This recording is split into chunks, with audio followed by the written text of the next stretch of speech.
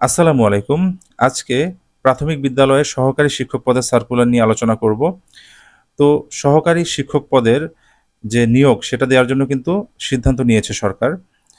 সহকারী শিক্ষক পদের যে সংশোধিত যেটা বিধিমালার যে বিষয়টা সেটার খসড়া কিন্তু বর্তমানে লেজিসলেটিভ বিভাগে আছে।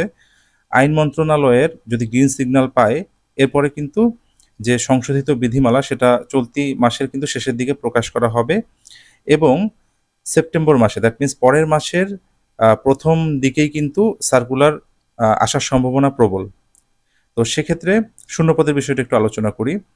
শূন্যপদ মোট হচ্ছে 15,327টি।